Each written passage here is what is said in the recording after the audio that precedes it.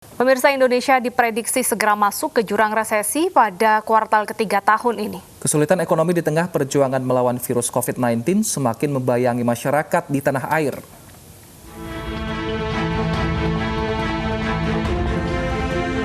Seperti negara-negara lainnya di dunia, Indonesia diprediksi menuju jurang resesi ekonomi setelah dihantam pandemi COVID-19.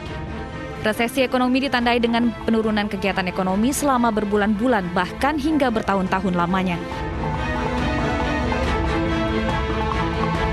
Selama masa resesi, roda ekonomi melambat, bahkan banyak orang-orang kehilangan pekerjaan. Dengan terpuruknya ekonomi, daya beli masyarakat juga ikut menurun.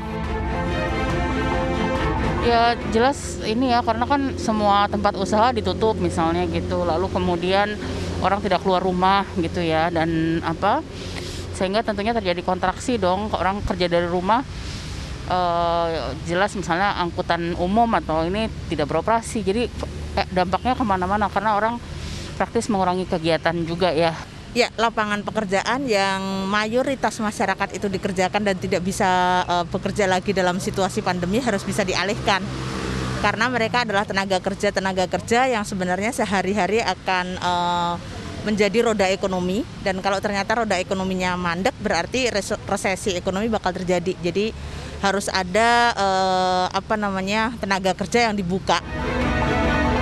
Pandemi sepanjang 7 bulan terakhir menyebabkan pertumbuhan ekonomi Indonesia melambat dan tumbuh negatif. Pemerintah memprediksi pertumbuhan ekonomi Indonesia pada kuartal 3 berada di kisaran minus 2,9% sampai minus 1,1%. Artinya, resesi ekonomi tidak bisa terhindarkan lagi. Kita masih harus berhati-hati melihat perkembangan dari perekonomian kita di kuartal ketiga ini yang tinggal beberapa minggu dan di kuartal keempatnya. Untuk keseluruhan tahun 2020, proyeksi kami di Kementerian Keuangan adalah antara minus 1,7 hingga minus 0,6. Pemerintah meminta masyarakat agar tidak panik. Sejumlah upaya dilakukan untuk menghadang resesi. Di antaranya penyaluran bantuan baik tunai maupun bantuan lain dan menjaga produktivitas demi menjamin keberlangsungan hajat hidup masyarakat.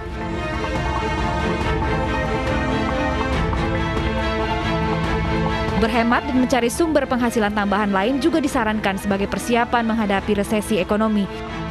Selain itu, untuk membantu UMKM dan pedagang kecil, masyarakat turut diimbau agar berbelanja pada warung-warung di sekitar. Dan menanam tumbuhan yang bisa dikonsumsi merupakan langkah berhemat di saat resesi sekaligus ajang menyalurkan hobi. Tim Liputan iNews melaporkan.